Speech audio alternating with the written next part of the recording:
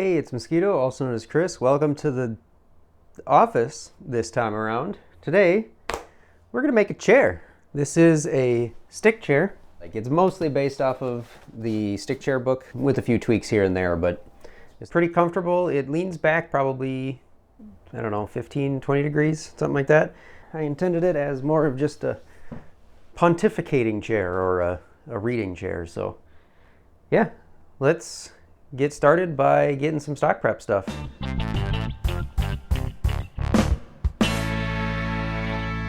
So a lot of this is kind of the boring stock prep stuff, but this is just a 16 by 20 by 1 3/4 inch thick piece of wood. It's two pieces glued together and just kind of cutting out the seat blank. I'm mostly following the patterns kind of from the stick chair book from Lost Art Press, but also the stick chair journal, kind of mixing stuff in there. But this is some 5/4, and I'm just cutting the arm blanks out of this. And all of the wood came from Alexander Brothers. They have kits that you can buy for stick chairs. But now I'm working on processing up the leg blanks, and the spindle blanks will be after that. And just kind of making sure I joint them, and then I'm running them through the planer to make sure everything is square, flat, straight, and ready to go for tapering them. And the first thing before I do that is cutting them into octagons, and I'm doing that at the bandsaw with this little sled thing. Nothing fancy, just a V-block. Here I've got a stop block on my jointer, and you can see that it basically runs up half the length of the leg, and I'm going to do that across all 8 faces of each leg, just kind of rotating it every time as I go. And after this, you can see how it kind of makes half of it smaller. So now I'm using this push block thing, and you keep the back end of it down so that the front end kind of pops up in the air, and then you run it over the jointer with the same setting that you did for getting that first half. And you do that same thing all the way around, and eventually you'll end up with a tapered octagonal leg. And that's basically what we've got here.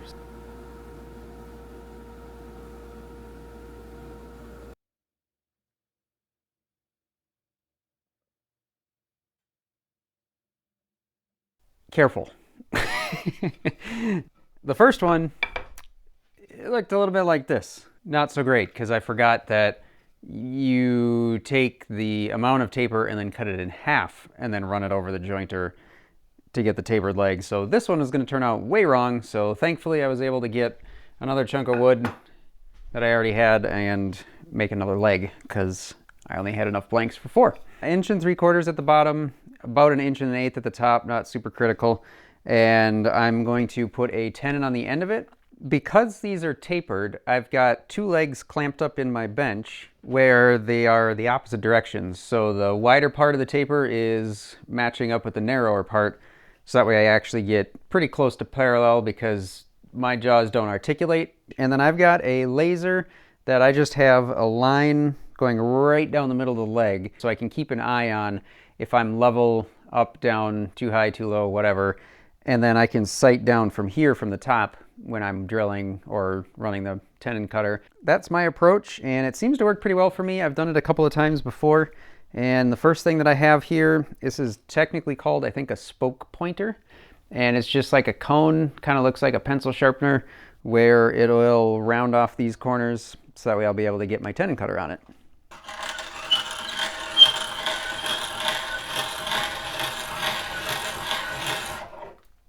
And then I've got my tenon cutter here. This is an AA wood. You certainly don't need that brand.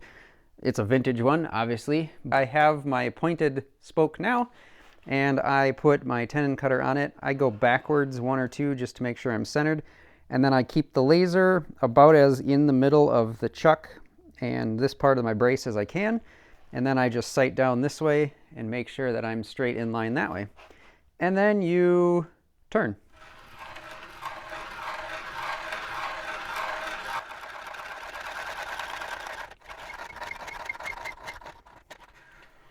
It's also slightly unfortunate that the further you get in, the harder it gets, because it starts getting wider as you get further. But so that fits on there nice and tight, and it'll be great once there's glue on it.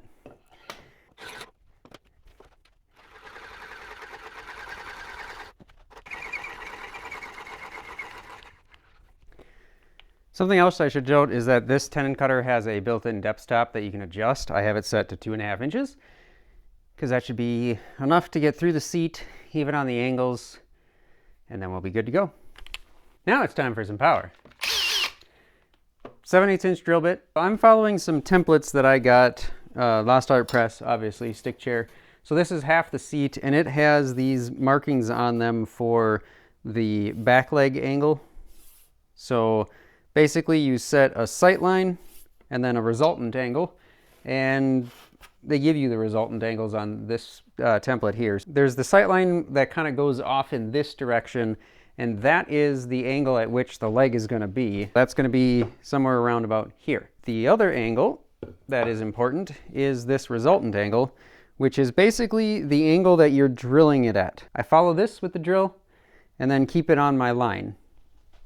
Easy enough.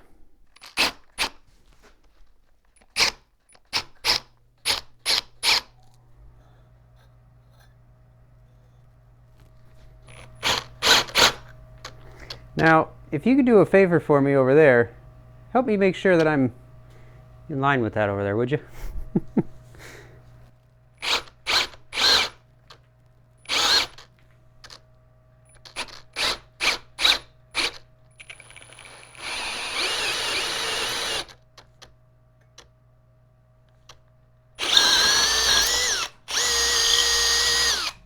Not quite perfect, but I will certainly take that. So it'll be a little bit something like that. Cool. A different bevel here because this is a different angle, but it's pretty much the same process.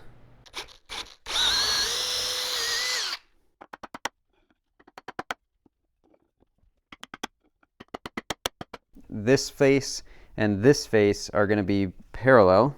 So if I put a straight edge on there, it's flat on this part and it's flat on this part here. And that allows me to make sure that these two faces are going to be straight at each other. So that way when I go to put a stretcher in there, those two faces are going to be nice and easy to line up. Block of wood that I've drilled a hole in, and you can see that it's offset. So that gives me a few different options for how I can orient this thing. I had to do two things. One was for the front. I was able to just use my block, and I can just go around and use that to scribe all of this. So that way I can have a nice mark for where I'm going to scribe my legs so that they fit nice and flush, like some of these other legs. I've already done the other three. And because the back legs are angled more, they are further out on the side that I had to cut more material off of, on this side over here. And so I just used a spacer block underneath my pencil here, and I was able to use that to mark all the way around. It doesn't really matter what the measurement is. The only key is you need to make sure that you get that line all the way around. So it has to be up far enough that you're actually marking wood all the way around the leg, so that way you can get a good scribe so that this sits flush with the bottom of the seat. Over here I've got my leg in the vise, and I'm going to start by kind of cutting across one of these flats and then connecting it to another, going around, and just kind of always keep connecting things and see where I can get.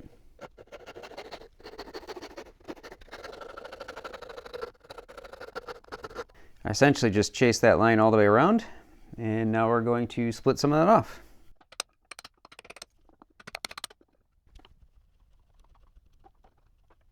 There we are, more or less scribed all the way around the leg.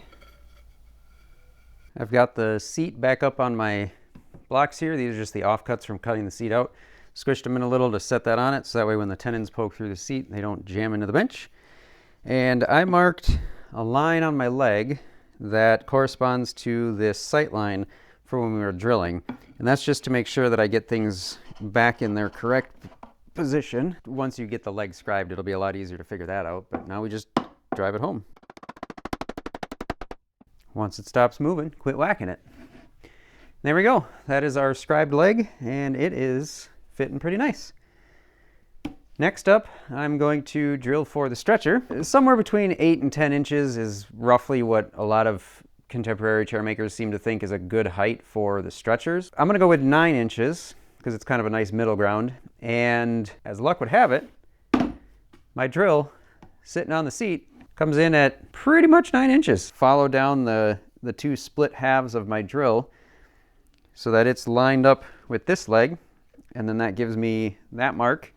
Keeping it on the bottom, I've got a spade bit in it this time. I will follow up with the other twist bit just to get it a little bit flatter of a bottom because the point on this one is nowhere near as long as on my spade bit. This one is good for getting it started because it has a little bit bigger wings and that point lets me get a little bit further away. So once again, just line up the center of my drill with the center of this leg, and then I will hold on to my leg, get it all the way up to speed. So spin this thing as fast as it'll go before plunging in, and it'll help get a little bit cleaner of an entry.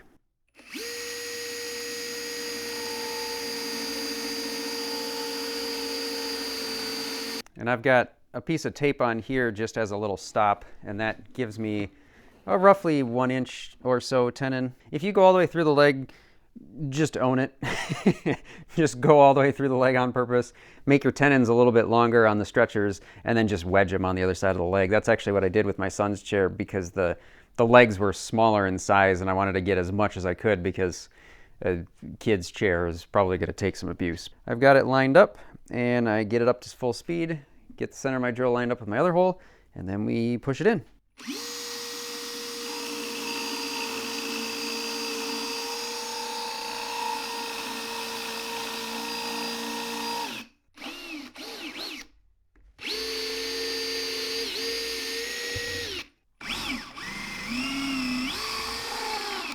And what I did for this one is I used 2 of the scraps from making octagons, and I broke, well, I guess 1 scrap, broke it in half, and then you put it all the way in, and that's how I was able to measure my length. So I'm going to do that again. Put that all the way in the bottom of the mortise, put that all the way in the bottom of the mortise.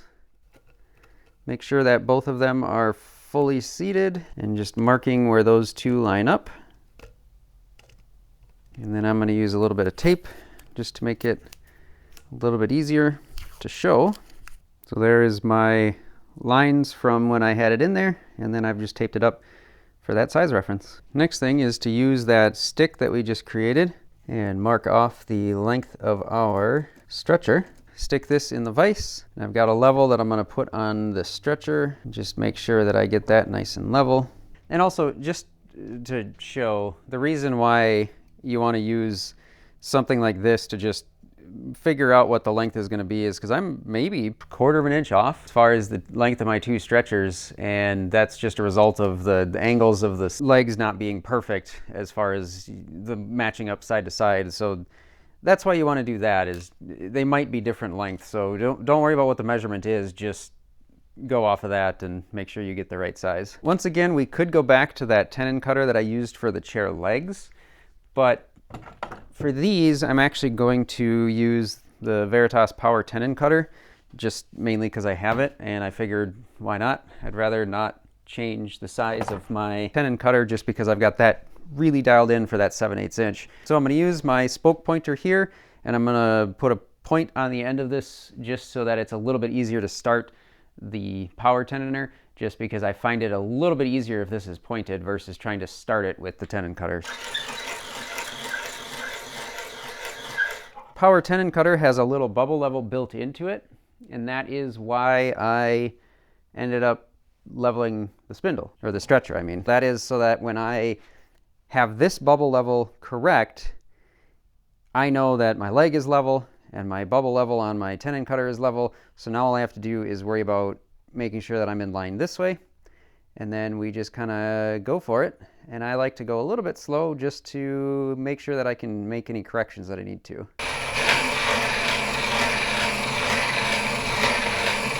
At a certain point, you're pretty well committed and you can just let her rip. 2 inches, maybe 1 7/8 worth of dowel kind of stuffed in there. And that is basically just acting as a depth stop. So when I hit the end of this tenon cutter with those, it gives me about a 1 inch tenon, which again is how far we drilled our legs. So those should be able to bottom out in there. Time to cut the stretcher to length. And it's okay if this is just a little bit short, because then we don't have to worry about it bottoming out if we need to pull things together or something like that. I'm going to recheck this. Still level. So we are going to make another tenon.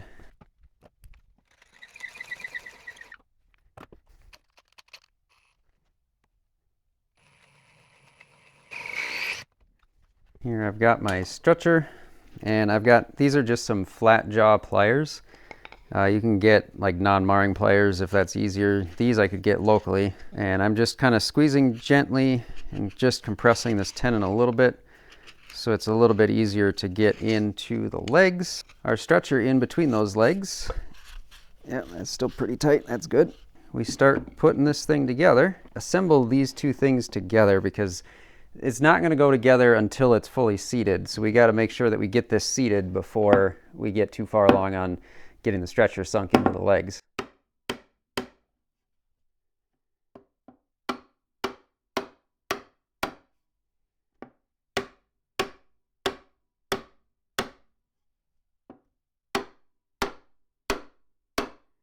And then what I'll do is just kind of grab it this way and pull to make sure the stretcher is seating.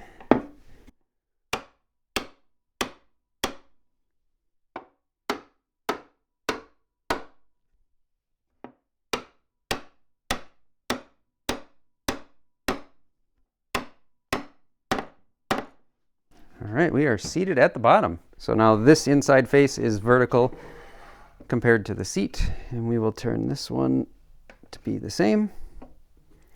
Okay, measure somewhere into the middle. So we've got 12 3/8, or 3/4 I mean, so 6 3/8, 6 3/8. And then we are going to do the exact same thing here, just going to drill these out, and then we can work on our other stretcher. So obviously you don't want to go an 8 and all the way an inch in because you'll probably end up coming through the bottom. So we will get that reset here and drill our holes. Line it up with my hole on the other side for the center, and we will go.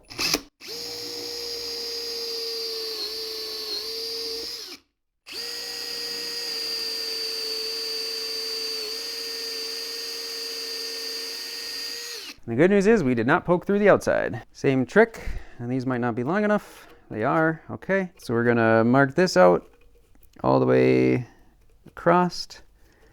Our 1 mark, our 2 mark. I've currently got an octagonal spindle here, or stretcher, with a tenon on it, but I'd really like for that to be tapered. There's a lot of plans where Chris Schwartz says don't bother tapering them, just leave them, but I'm going to tape them because I think it looks a little bit better. The way I am going to taper these is with this little setup here. It's just a V-block, so a pair of 45s screwed to some plywood so I can clamp it down. I have some marks on here roughly for the middle of what this stretcher is, and I'm going to taper from the middle to the end. When I did the taper on the legs, I did that over at the jointer, but this is pretty good length. I would not feel comfortable trying to taper something that's this long, like it's only that far. So that's a bit too short for something that I'm comfortable with, just my comfort level. Yours might vary, but I'm going to do this with the jack plane just because I think it's a little bit quicker in terms of my comfort level. And it's really not that bad. So I'm going to take 3 swipes, probably 1, 2, and then 3. So 1, 2, 3, and just taper it that way. I'll work my way around, and then I'll flip it over and do it the other end. And I did put a screw here, and that is for just holding up that tenon, because if you don't have something to hold that up, as you start to taper it, this end goes down, and you might not be able to plane this far end. So I just put a screw here so that it stops. Other than that, it's pretty easy. Just plane it.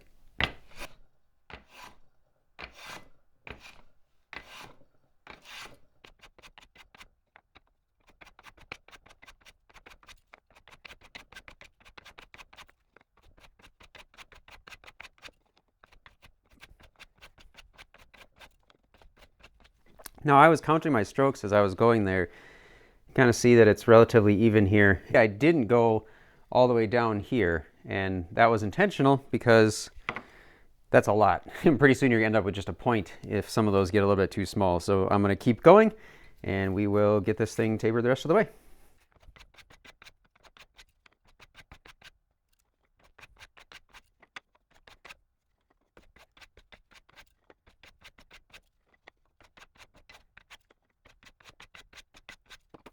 And here we are, pretty well tapered. I'm going to do a little bit of cleanup with that, but I'm going to wait until I'm done tapering the other side. So we're going to get this one hammered out too. I know that these shoulders may not necessarily go all the way down into the legs, and I'm going to kind of taper them in. I'm just going to do that to the very end. So I'm going to taper this into round here, and then same thing on the other side, but I'm not going to round out the whole thing, just the very end where it transitions into the leg. So I'm just going to use the block plane for now, and I'm going to knock off all the corners all the way around, and we will sand it after that.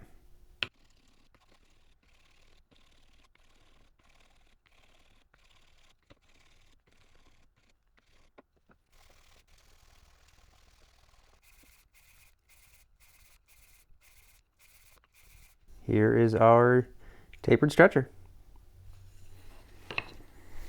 You did letter all your legs, right? Ready to put this spider together? Let's see what we can do. First I'm going to try one side and then work on getting the other one. Oops, that one fell off. So I need a little bit more wiggle room here.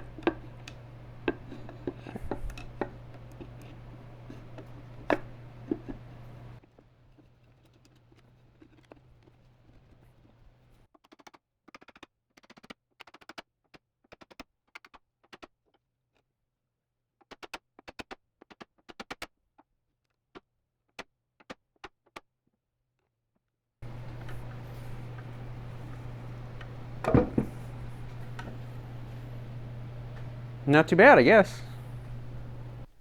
You ever get one of those ideas you don't know if it'll work? Yeah, let's try one. I've got the two pieces of the arm, so the 1, 2, and I'm gonna have to join them in the center. So I'm gonna glue those together, but in order to do that, obviously I have to get a nice straight flat line between the two of them for the glue joint. What I'm gonna try and do is I have this piece of MDF, and I'm gonna try to basically just tape down the two arm pieces, and then I'm gonna take it to the radial arm saw, and I'm just gonna kerf right in between the two, and in theory, they should be perfectly straight and matched up ready for glue. Or the radial arm saw will shatter something and send pieces flying. We'll see. But I've already got the tape on here, so I'm just using carpet tape, and I'm going to stick it down to this. I have a center line marked so I can follow that. That's 90 degrees to the back, and I've got all that marked on here. And then I've got a bunch of lines that I've marked on the side where I can just sort of use those as a reference to line things up and make sure that things match on both sides, so that things at least look somewhat decent. I am going to see if this works out.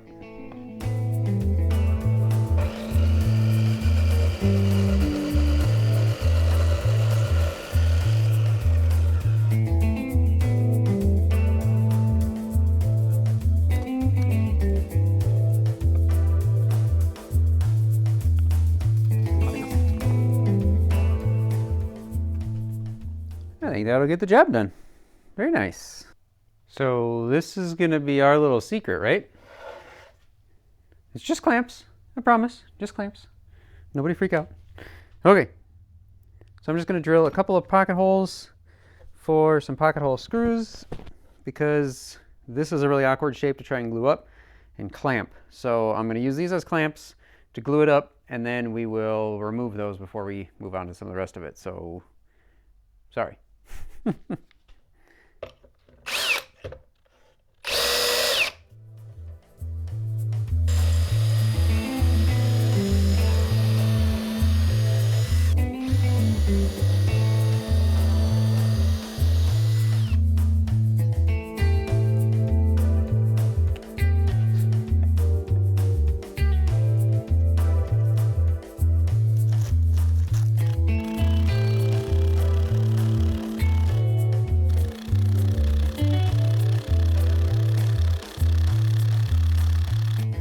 I've already done a fair bit of cleanup on the arm bow after I got that glued up.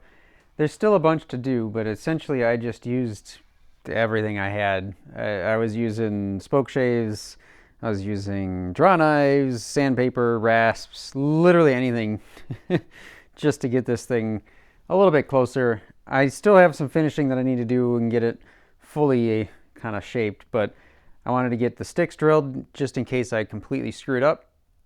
I haven't invested too much time in it yet. I have a laser. It is kind of right through here, and it is intersecting that mark and this mark, which is the first back stick. And I'm just gonna drill and try and keep that laser on my drill bit.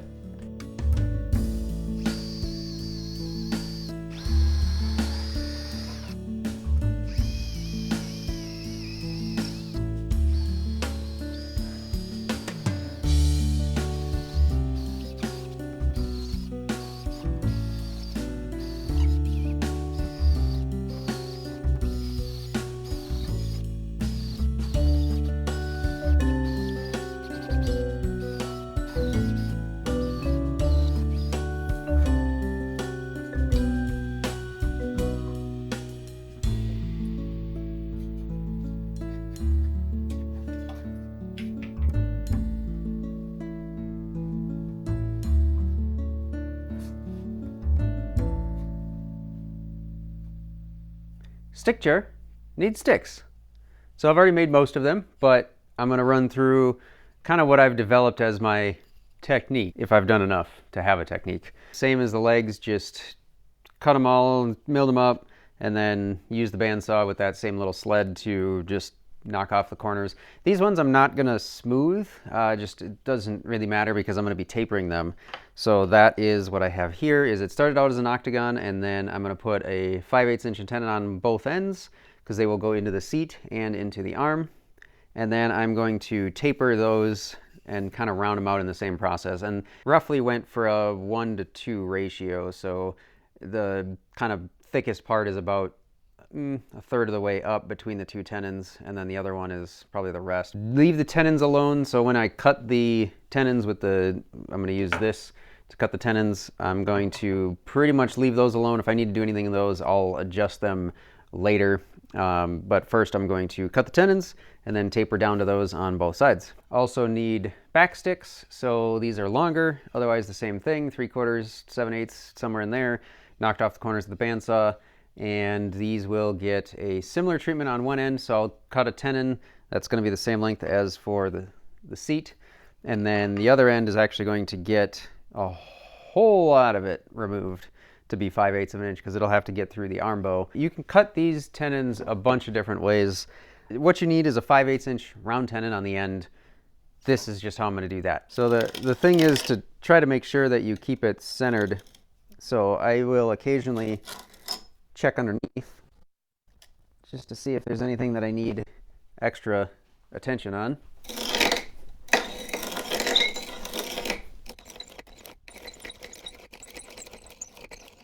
I have a square setup so that way I can measure down. Oops, wrong one. Measure down, and I've got two setups here. One is for the arm bow side. I've got it set for 1.25 inches. It's going to depend on your tenon cutter and whatever. And then the other one is for right around 7/8 of an inch. And I basically just turn my tenon down until the part that sticks out of my tenon cutter is that measurement. There we go. And that will put me in a good place for when I do the taper. Tenon on both ends. I've got this little block, which is pretty simple. It's just a block that I drilled a hole in, and then I cut a kerf, put the stick in there, like so, and then I clamp on the split end, and that holds the stick in place while I can use my spoke shave and various other things to actually shape it. I'm going to take the long side, so the tenon that's a little bit longer, and that's going to go into the arm bow, so that's going to be just the longer tenon, and the shorter one is going to go in the seat. I'm going to do the seat side first just because it's a little bit shorter, and then I can blend the long side of it into that. What I'm going to do is start by taking the little corners off from the octagon and then try to blend them in. So I'm going to take short strokes, probably half the distance of what my taper is going to be, and then knock off a bunch of those corners, kind of round it out a bit, go back a little bit further, and then do the same thing just to get a little bit of a taper from about here down. That's going to be the game plan.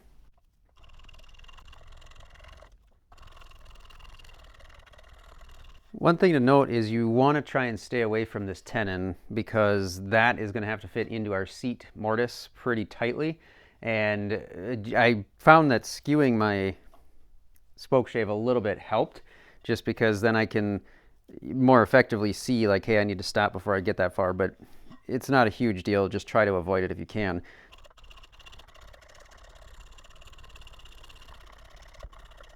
And then I like to come in with a radius scraper, and I use 7/16 because it's sort of starts out a good size, and then you can sort of twist it to get it to the right size for the taper, but it allows me to kind of do a little bit of a finish here to scrape some of that to get a smoother finish than just the spoke shave. Same thing on the other side. I'm going to start with about half of what I have left, and then I will do the whole thing.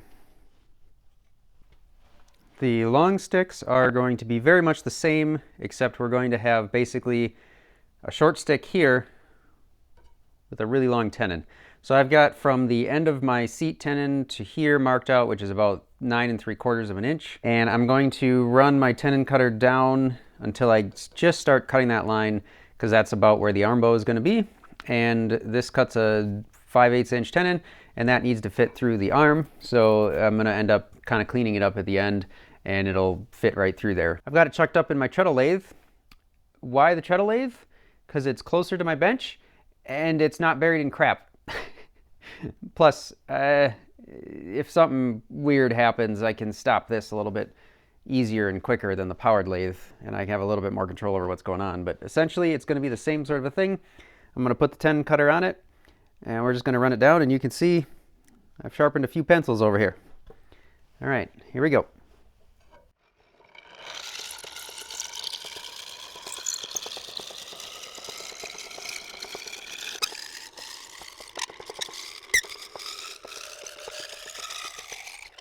And I'm almost to my line, but I need to see, so I back off and then check where I actually am.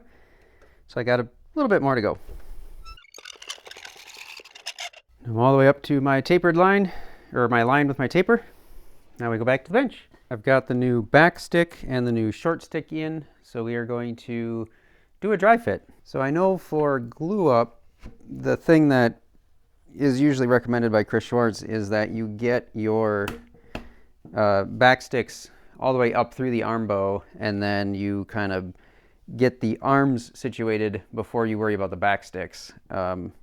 We'll see if I end up needing to do that or not, or if I can just get the arm bow on without having to do that.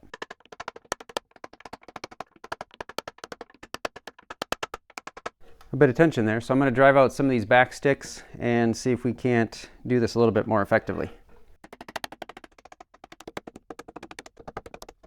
So we get a couple of those sticks shoved way up in there. So this stick clearly needs to get persuaded a bit. Looks like this one as well. In fact, this one might actually have to be the hole, because that looks slightly misaligned here. I don't know if I'll be able to get that one in place. Oh, so I'm gonna have to adjust this hole. Grab a pencil and make a note of that. That side looks pretty good. So adjust a hole here, because that's not lining up. Once we get everything connected anyway. And then this one is a little bit too long, so it's preventing our side arm from going on. And I'm looking for about 8 inches from the seat up to the top of the arm, and here I'm at 8 3/4. Here I'm at 8 3/4. So I guess at least I'm the same across. But that side I'm pretty confident I can get to drive down. This side I don't think I can because of this stick, but starting to get an idea of what this thing is going to be like. Full disclosure, that short stick that I was working on, I did have to make a new one, because you got to remember to cut it to length first. Forgot to do that with this one, so I ended up just cutting up and making a new one and making it the correct length. So 10 3/4 is what I'm using. You'll have to kind of figure that out based on the thickness of your arm, how high you want it, and the thickness of the seat. Figure out, you know, right around what length you need, and do that before you do the tenons and the tapering. But thankfully, I had an extra long stick, and I think the long sticks are okay, so I did those first and then cut a new short stick off of my spare. So that is that. Now that all the sticks are there and I got all that undercarriage put together, this is the rough assembly. And I've got a blank for the comb. I did have another one because the kit that I'm using, I'm starting to think it may have been missing a piece, but this is a thinner version that in some of the later plans, I think it was the Stick Chair Journal, Chris Schwartz had kind of switched or used this comb for some of those, and it's thinner and I'm not so sure that I'm a fan. That would be this one, this thinner comb, and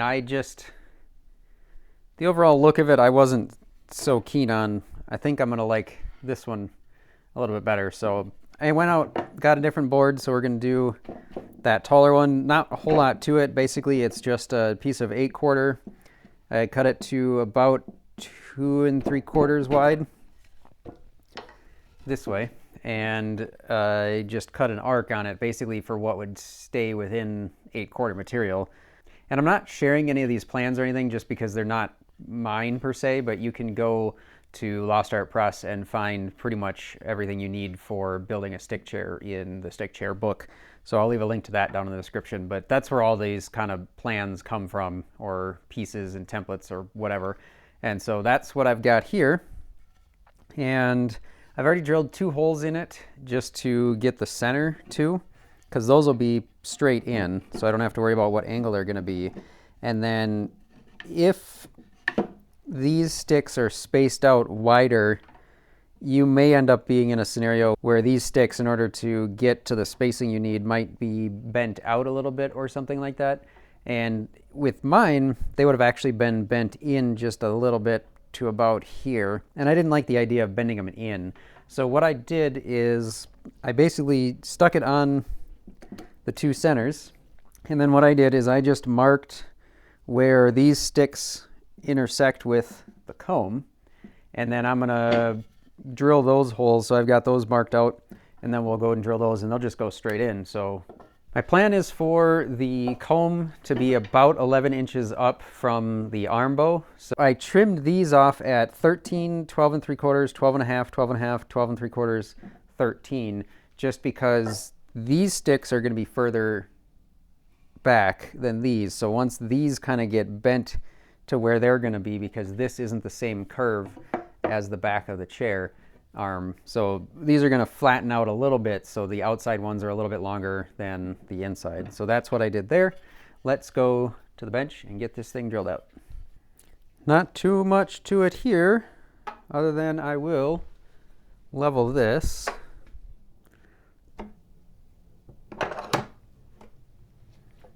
And that'll help make sure that when I'm aiming this way, I'm good. And then this is going to get set up and then just act as a little bit of a guide for vertical. Obviously, you don't want to go back and forth because you don't want to blow out the side, but there's not a whole lot to it. We just go into the hole that I created with an awl, and then we will drill.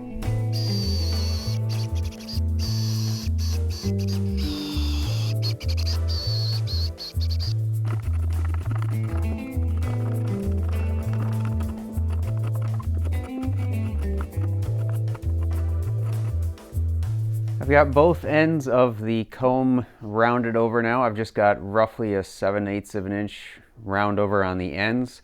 And then I've got about the same 7/8 of an inch down and back marked on this top corner as well. That's why I did the ends first. And I came up for both of those, so in case I had any tear out, I should have been able to get rid of most of that, if not all of it, when I did this front edge. It would probably be easier if I took this off, but so far it's working. So I'm gonna keep with that and continue on. Once I've got a pretty generous and fairly even chamfer on this top edge, I'm going to then start to work this corner and that corner, and then sort of slowly blend those in until this is pretty well rounded.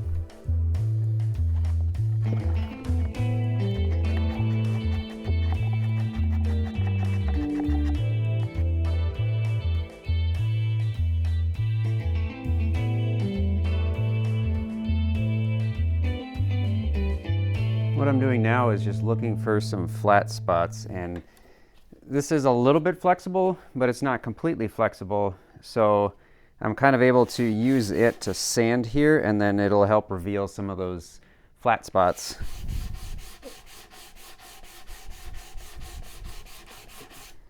So there's this little dark streak here. It's getting pretty small now, but that little streak is a little spot that is a little bit flat. And so I'm just coming in with the spoke shave because it's faster and kind of removing some of the material along the side of it to sort of fade it out.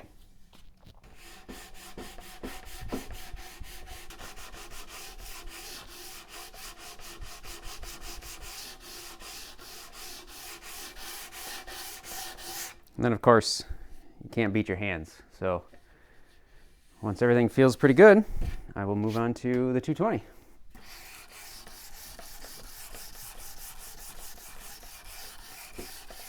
I've got all the sticks taken out, the arm bow, all of that, all of the undercarriage, just got the seat on the bench. And you don't have to have a fancy setup like this. These are two of those like Veritas, whatever they're called, I don't know, bench dogs of some sort. And I've just got a strip of wood clamped in the two vices of my bench. That is the setup that I have. I've got two primary tools at this point that I'm going to be using, because we are going to basically saddle the seat. I've got a 2-inch mark all the way around, so I'm going to stay away from that for the spindle deck, and everything else is going to get saddled. I have a in-shave, or a scorp, depending on who you talk to, and a travisher. I'm going to start with the scorp, and I'm going to sort of rough this out a bit. I'm going to leave about 2 inches right in the middle that I'm not going to saddle. That's going to be sort of the pommel. And other than that, whole lot of work here. Not too many ways around that. So let's get to hogging some stuff out here.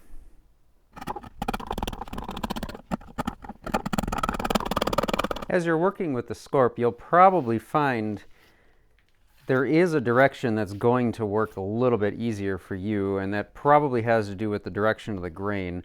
The corners, well, they're rounded, but the corners are going to be sort of your first line of attack, just because they're a little bit more aggressive, and we're really trying to just hog out a bunch of wood here. So I'm starting with this corner because it seems like it cuts a little bit better if I skew it that way than if I go this way. Although they both do seem to be working fairly well up here. Once you sort of get a lot roughed out, you can start to ease in so you can get a little bit more to that flat section of the scorp to start to smooth out some of the bumps that you're going to get by using this corner. So that's my approach. You could certainly do the whole thing with the travisher if you wanted to, but I have this, so I'm going to use it. I'm going to try to leave about 1/4 of an inch all the way around to my line, just so that I can come in and start to clean that up once I've established some roughing.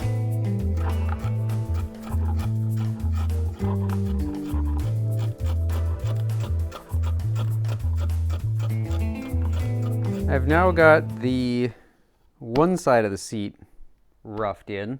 You can use a ruler to measure your progress, so you can kind of see in a few different spots whether or not you've hit a fairly consistent depth or not,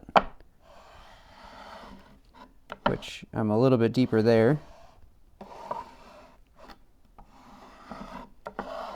And a little bit shallower up on the front, but that's all right because I'll be scooping this in a little bit more in the future. So kind of think of this a little bit like the jack plane, the foreplane, the smoothing plane. So once you're done with the roughing tool, we can move on to the slightly less roughing tool. So I'm just gonna kind of work this side. I'm not gonna go full finished on this because I still have to do this side, but just for the purposes of the video, I'm gonna do most of the steps on one side and then move over to the other. I'll probably end up doing a bunch of rework once I rough in this side. I'll probably end up travisher on both sides just to blend everything together, but you get the point. Skew this a little bit one way or the other, and then kind of tip on edges depending on where you are in the profile of the seat and the grain, just to get a slightly better cut. So I'm getting some tear out here because it's going back uphill, and that's because I haven't done anything over here. Normally this would all be flat up to around here, and so I'm not too worried about that at this point. I'm just working on as much of this as I can. I can still feel a bump here, so I need to clean up some of that. And then over here, because I'm going to be coming down from the back, I'm probably going to turn around and pull. Lots of standard planing principles still apply, such as plane downhill. And hopefully you can already see that this is much smoother than what it was coming off of the Scorp. And then just to show you, if you only wanted to get one sort of chair seat making tool, I would get a Travisher. You can certainly do a pretty good job with the Scorp, and if you get good at it, I'm sure you'd be proficient enough to get a pretty smooth finish over here that you could probably either sand or scrape. I just find that the Travisher is a little bit easier to use, so I'm going to do a good bit of this with just the Travisher, just to give you an idea of what that might look like.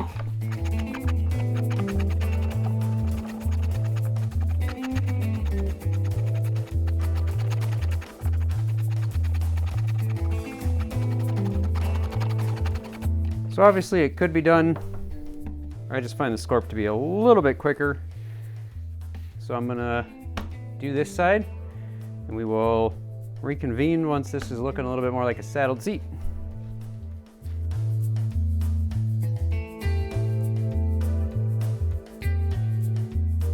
I've already scooped out the one spot for the leg here, and I'm going to do that over here. So I've got a template here that I used.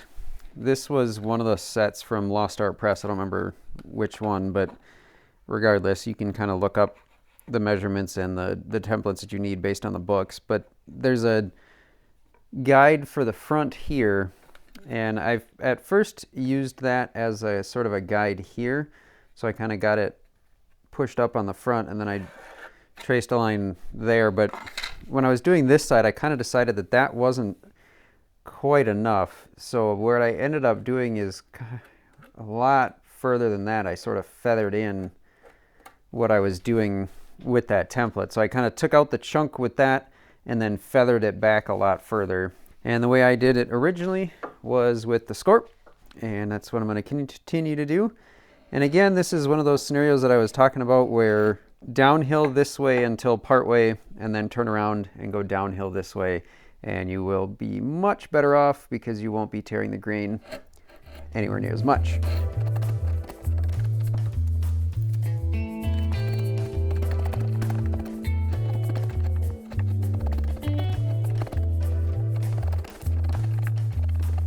Also, one of the things I wanted to mention, in the world of wood turning, there's sort of this idea of the hero cut.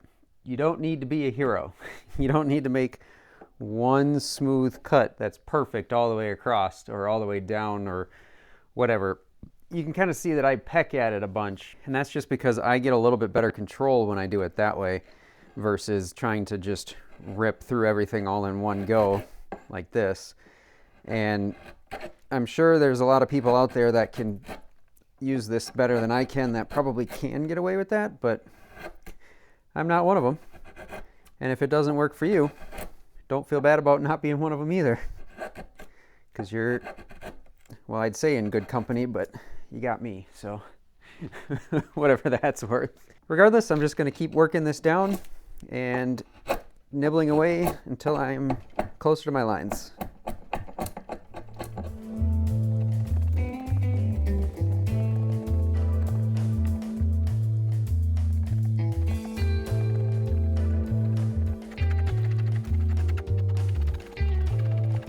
And your best tool here is going to be your hands to kind of figure out when these things are in the right spot.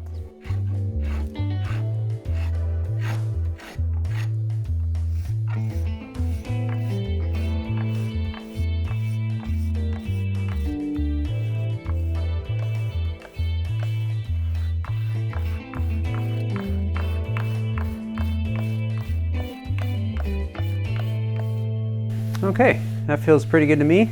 I have a soft interface pad on my random orbit sander, and I'm going to clean this up starting with some 80 grit, and then we will see what it looks like after that.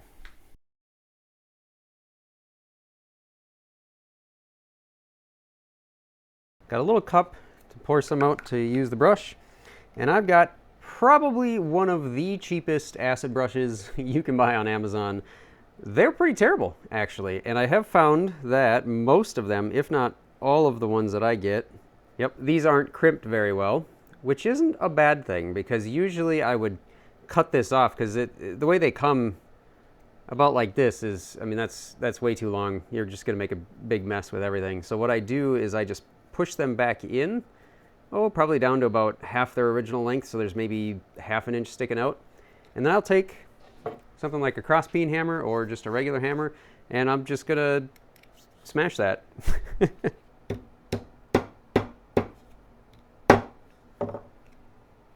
And then I just kind of pull off any of the stray hairs that didn't quite make it. And now we have a much better brush with a good length. I also don't have a hot water bath for my hide glue setup right now because it takes a while and I'd have to unbury it, go get water, fill it, wait for it to heat, blah, blah, blah. I've got a heat gun though, and I find this actually works fairly well. So I'm just going to use this to heat up my glue. Careful not to melt through your bottle, obviously, but it certainly gets the job done for me, and you really don't have to. You could certainly use this glue the way it is without actually warming it up to thin it out. I just happen to like it thinned out a little bit better because I feel like it goes on a little bit easier, and you could brush it out and get a little bit thinner, and the squeeze out isn't quite so bad. Open it up before you do that, by the way, so you don't build up pressure and then blast glue in your face. I've done that with a water bath, so it's not immune to that. But yeah, basically I'm just going to take a minute or two and warm this up a little bit till the glue is a little bit more liquid, a little bit more flowing, and then we will get to some of the assembly work. And then the other thing that we'll see is that I have a bunch of tape and a whole bunch of letters written all over stuff.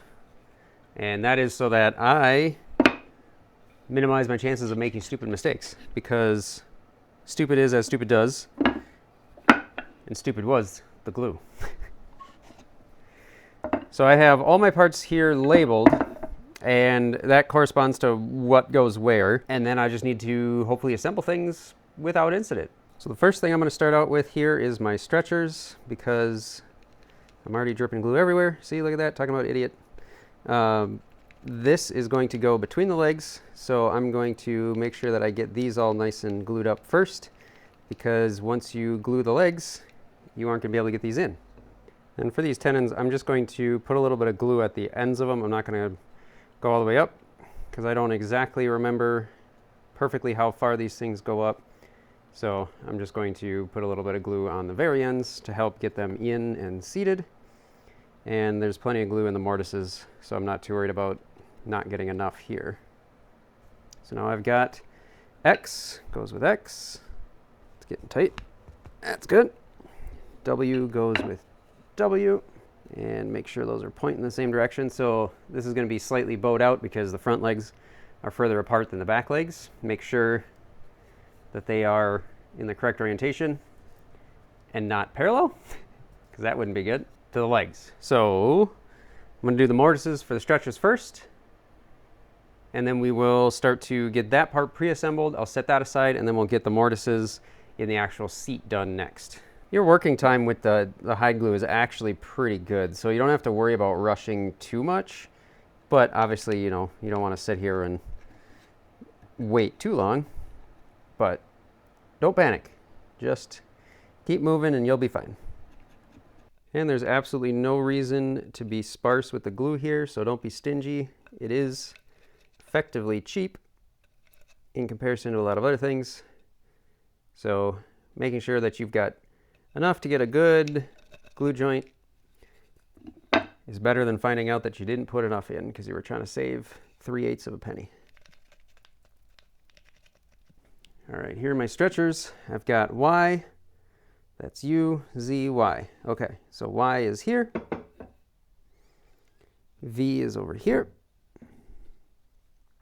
U is back here, and Z is there. Okay. A little bit of glue around these tenons just to make sure that I've got enough to kind of help make sure everything is going to seat well. Again. And then since I'm spinning this thing around, we are also going to make sure that we don't screw this up. So we're going to check all of our stuff again before we put stuff on. That's why I labeled everything, because there's very little chance I would have made this all correct the first shot. So don't worry about it. Nobody's going to notice once you take the tape off. You can pretend like you're just a savant and you remembered everything perfectly. I will keep your secret. And these don't need to be super tight. You don't need to pound them together or anything, because see, keep it off yourself. Because the legs themselves are still going to have to fit into the seat. So Y, my son's favorite joint number, Y, V and V. So once we get the chair legs ready to go into the seat, these are going to kind of need to come apart just a hair. So I'm going to set this aside and we will start working on the seat. I have a crappy chisel that I don't really care about, just in case those leg tenons end up not having enough of a gap to get the wedge in. I've also got my 4 wedges, in case I didn't already mention that. 4 wedges are ready, extras there just in case I break one. Start brushing some glue into these mortises, and these are important. So definitely make sure you get enough glue in these, because you don't want your leg falling off.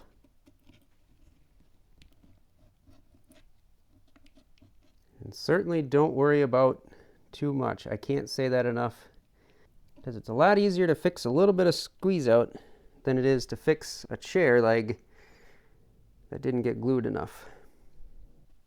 Okay, now we bring our legs back, and I'm going to paint some glue on these tenons, same as the rest of them. These ones I'm not going to be afraid to go all the way to the ends here, because I know that these are going to seat fully, because that's what they're supposed to do. So these ones aren't a huge deal. So I think this is almost more of just ensuring that things are going to go together well, so almost like lubricating them more so than actually adding glue, because if we did our job right, we should have more than enough glue in the actual mortises to make sure that everything is going to be glued well. Now, recheck everything. Okay, so B and A. So I'm going to flip that way.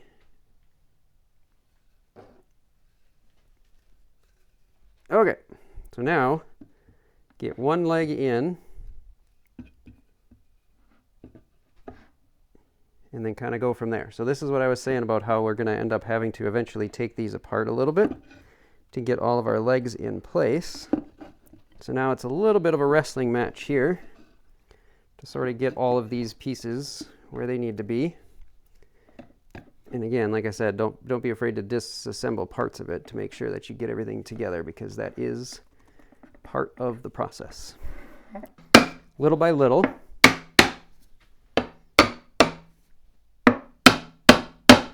Until things start to seat.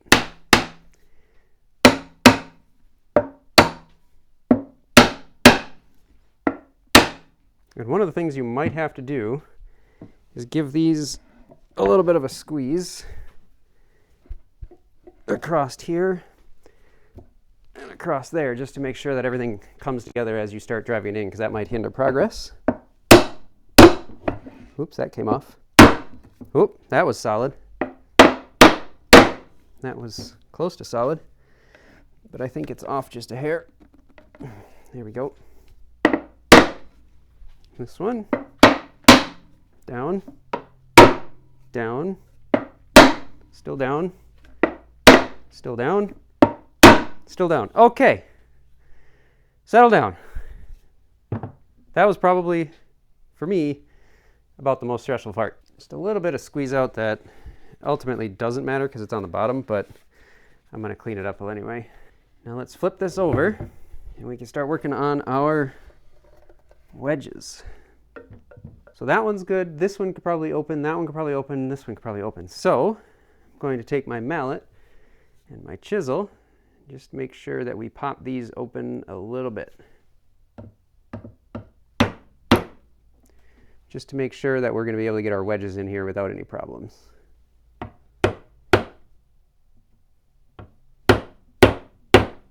And if not, we can just sort of knock down a little bit.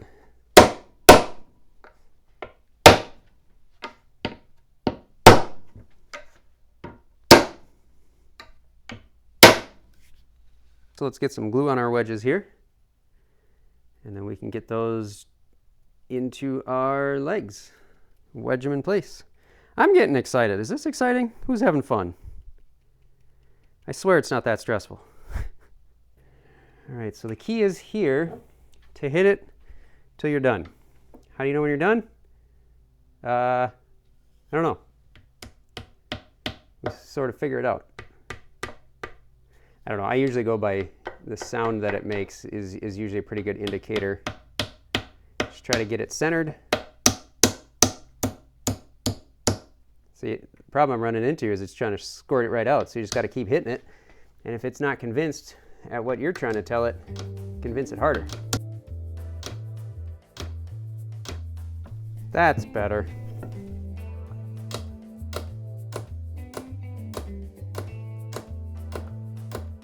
So once it kind of gives you that dead thud sound, it's probably a good indication to quit whacking it.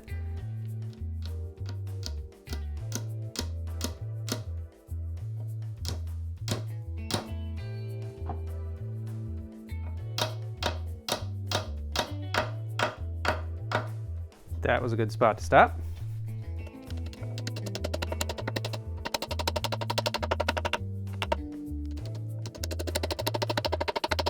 There we go. Once things quit moving, quit hitting them. I've already done 3 out of the 4, but I have a cheap little flush cut saw, and I've got some tape down just to protect my seat a little bit. And the only thing really to say about this is cut that way.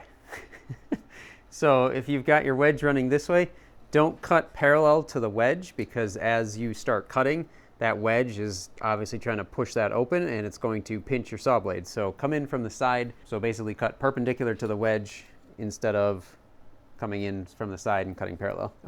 I like to hold the bottom of whatever I'm cutting with the flush cut saw so I don't accidentally get myself with it. And then you can just kind of hold the chair kind of steady so that way you don't have anything moving around too much on you.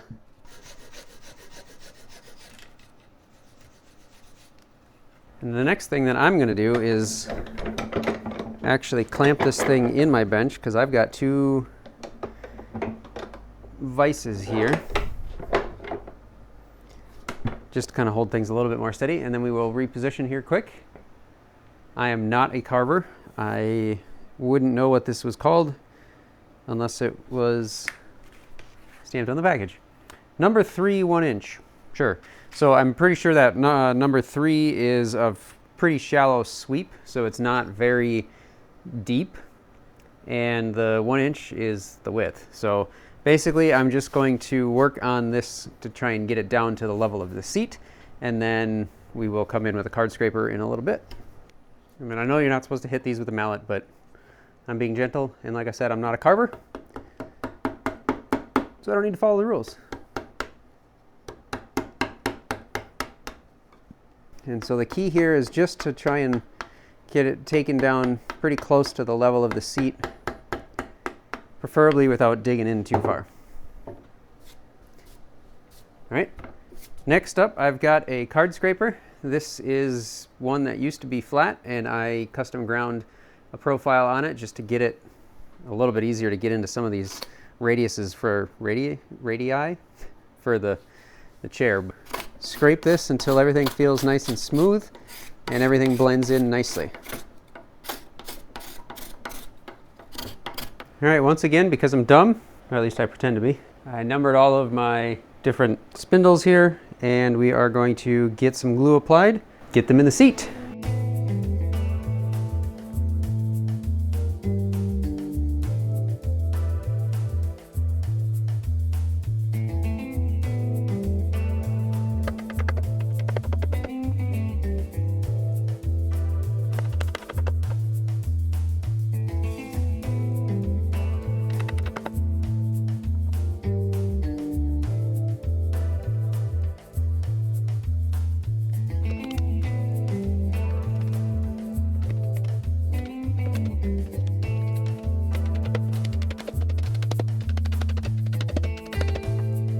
All right, so the key there is to make sure that you don't just try and drive one side and then the other, because you might end up just breaking something or whatever. So now I need to grab a tape, and we need to make sure that these things are about where they're supposed to be.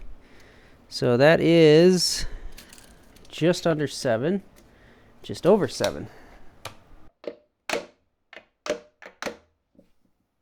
Right on 7, right on 7, just under 7.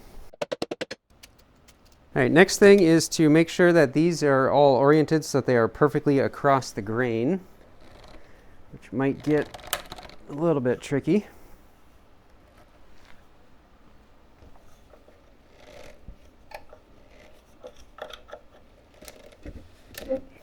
Again, coming in with a chisel that you don't really care about, and we're just going to open these up just to make sure that we're going to be good.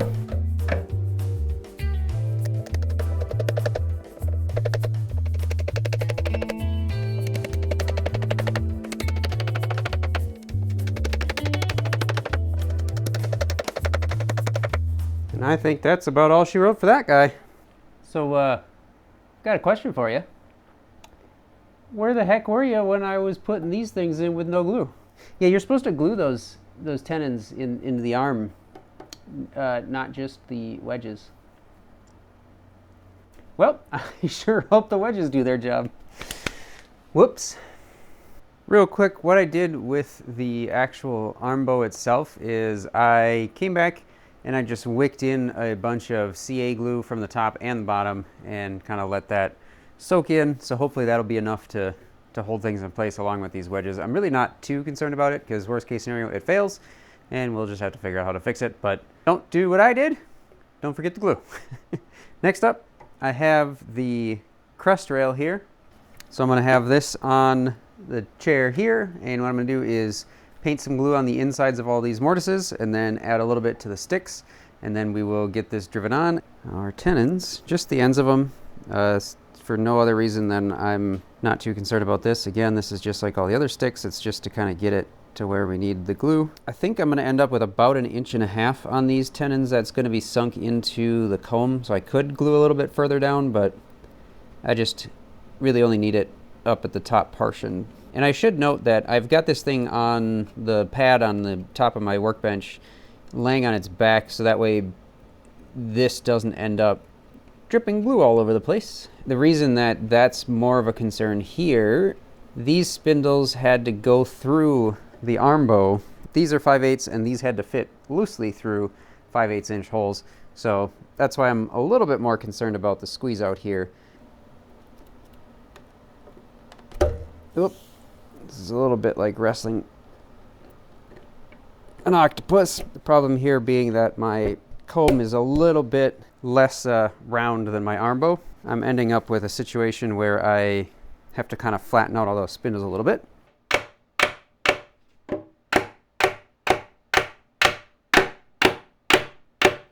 And then we will measure.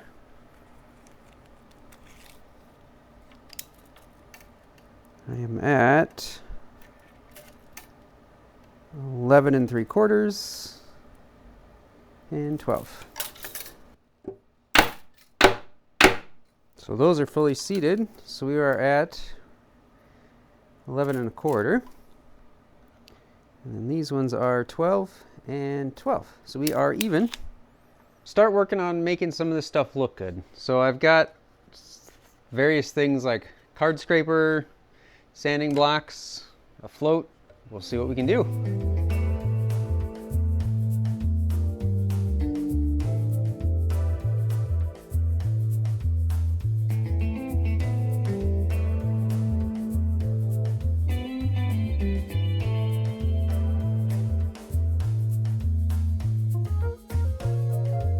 And it is all leveled up.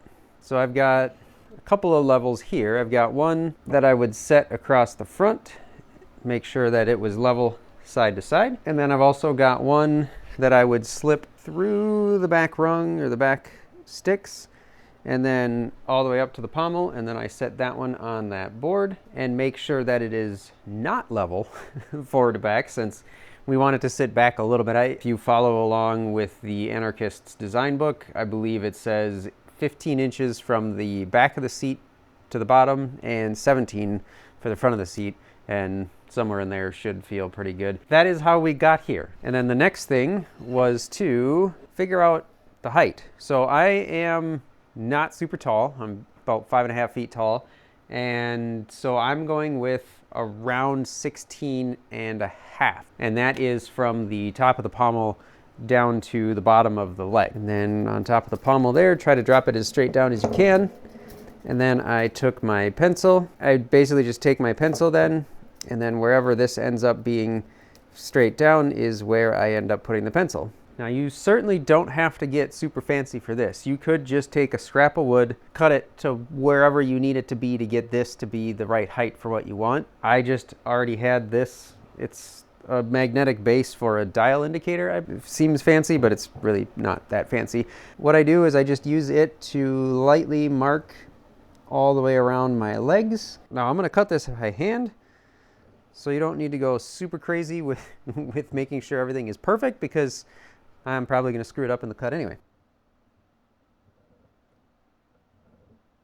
I've got the other three already marked, so we are going to flip this on its back. Probably gonna put the moving blanket back down, and we will start cutting these things hopefully somewhat level. I've already done the front 2 feet, or the front 2 legs, and now I'm going to do the back 2. And essentially what you need to do is cut to your lines at the same time. So essentially what you want to do is sort of try to aim as best you can, but then connect 2, and then connect 3, and then connect 4, and just keep focusing on connecting the lines until eventually you get to the point where hopefully you can't screw it up. Start on one of the corners between the 2 faces, so that way you kind of get a good path going to start with. So here I've got those 2 connected, and then I'll probably go to a 3rd down here, and then a 4th up here, and then hopefully I'll be able to get one more that I can see on the back side, and then we can cut the rest of the way through.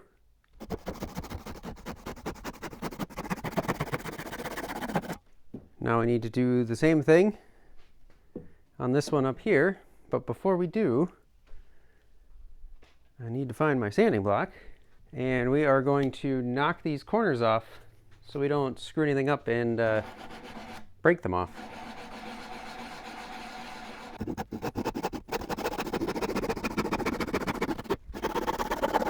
Hopefully you're close, and I'm pretty close. There's a little bit of a wiggle that you could probably see and maybe hear, and that means that this leg and that leg are high compared to this leg and that leg. Sticky back sandpaper comes in a roll.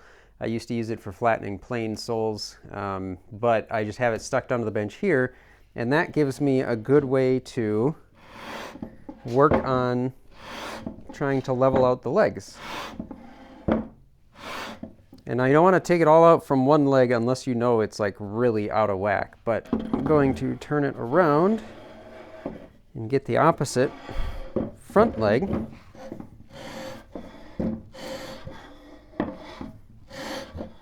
Barely any left, so we're doing good. Just try to keep an eye on that leg. Make sure you don't go too far. So you keep an eye on that for me and let me know if I drop off the edge, and tell me to stop.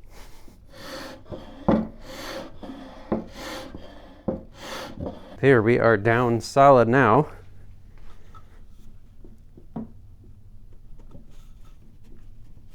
That feels pretty good to me. It's pretty comfortable. I like the angle that I went with for both the back sticks and the actual seat itself. I like it. I think we can keep moving forward and not scrap it quite yet. Apologies, I'm a bit sick. A bit of a sore throat, so I probably sound a little bit funny. I'm going to stay mostly off of audio here, but I've got everything all sanded up, cleaned up. Everything seems to be doing pretty good. I'm going to be using tried and true varnish oil, and it is polymerized linseed oil and natural resins. They use pine resins, and it's a little bit harder wearing because of the resin than the original finish, the tried and true original, which is more of a beeswax and linseed oil. But I'm going to give this a shot. It goes on a little bit like honey. It should be easy to repair if I need to in the future, which is one of the things I like. And there's also no harsh smells, VOCs, heavy dryers, any of that kind of stuff, which is my preference. What I'm going to do, just to walk you through some of it, I'm going to put the moving blanket down here. I'm going to do kind of the Chris Schwartz recommended approach, which is flip it over, finish everything that I can see, and then I will flip it back upright and then kind of keep going from there. But yeah, once again, apologies for being sick, but we never really get to choose when that happens, do we? And I'm just going to get some finish put on this thing, and we will roll that time lapse.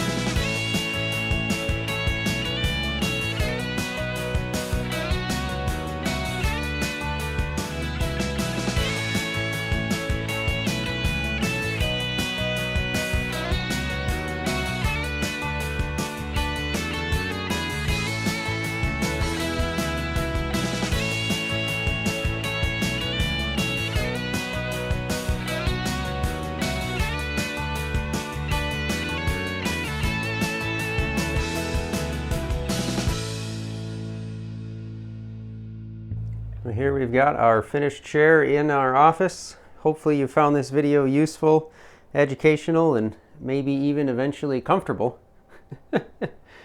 It's a fun project, and it's really not that bad. There's not that many specialized tools, so let me know if you're gonna go try and make one of these. I'd love to check it out. So anyway, once again, I appreciate those of you that stuck around this far, and I will catch you in the next one.